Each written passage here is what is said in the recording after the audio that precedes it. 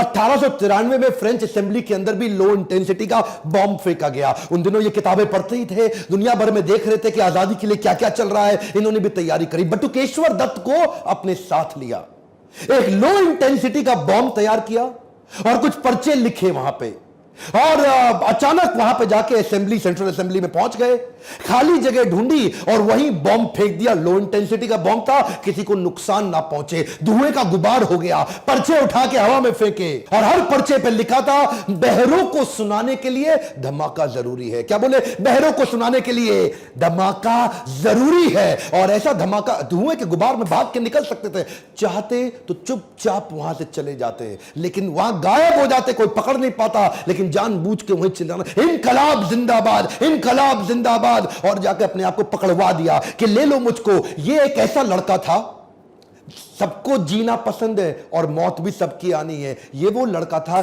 जो अपनी डेथ को डिजाइन कर रहा था। ये चाहता था कि अब मुझे अंग्रेजी हुकूमत पकड़ ले, क्योंकि हो सकता है माहौल ठंडा होने वाला है। सोचिए, एक 21 साल का लड़का अपनी कुर्बानी की, अपनी डेथ को डिजाइन करने जा रहा है, शहीद होने जा रहा है। कहता है मुझको पकड़ो, और मैं तो वैसे ही एनार्किस्ट हूं, मैं तो वैसे ही आपकी हुकूमत की, मुझको गोली मार दो, मुझको गोली मार दो। एनीवे, जिसको फांसी की सजा सुनाई गई इन दोनों को। अब इनका लगभग 2 साल का कारावास था। पर यह एक ऐसे क्रांतिकारी जो जेल में भी आजाद थे, वहां पे भी अपनी क्रांति, नाक को चने चबवा दी अंग्रेजों को, उनके नाक में दम कर दिया। क्योंकि वहां पे फूड और फैसिलिटी ठीक थी नहीं, वहां पे जेल में 10 बाय 10 के कमरे में 10-10 कैदियों को रखते थे, बर्तन ठीक नहीं थे, खाना ठीक नहीं था, रोशनी की सुविधा नहीं, बिजली कोई था नहीं, खिड़की हुआ नहीं करती थी, इतना बुरा हाल। इन्होंने उसके खिलाफ अंदर आंदोलन चालू कर दिया। अच्छा, अंग्रेज इनसे अब घबरा गए थे, बोले यार इसको ना अलग कर दो, सारे इंडियन इससे इन्फ्लुएंस हो जाते हैं। एक नया आंदोलन कर दिया इस आदमी ने। ये 64 दिन के अन्न जल त्याग पे चले गए। कहते आम मरण अनशन,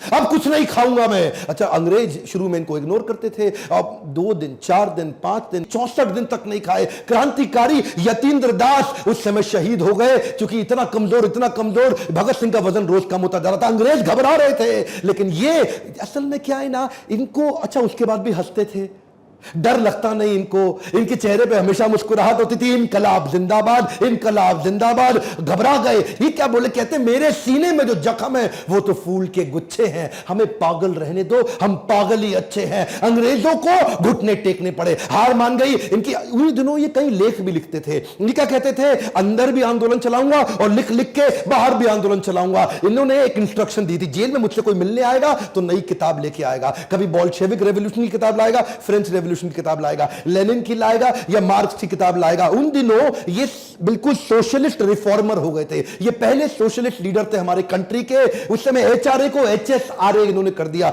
सोशलिस्ट रिफॉर्म अपने मूवमेंट को बना दिया। देखते ही देखते 300 किताबें और पढ़ डाली और 3000 पन्ने लिख भी डाले। आज उसको बाद बाहर भेजते थे उसको, आज उनमें से कुछ है और कुछ नहीं है। कहते तो थे कि ये एक नास्तिक है, लेकिन भगवत गीता की छोटी किताब और स्वामी विवेकानंद का चित्र जेब में जरूर रखते थे।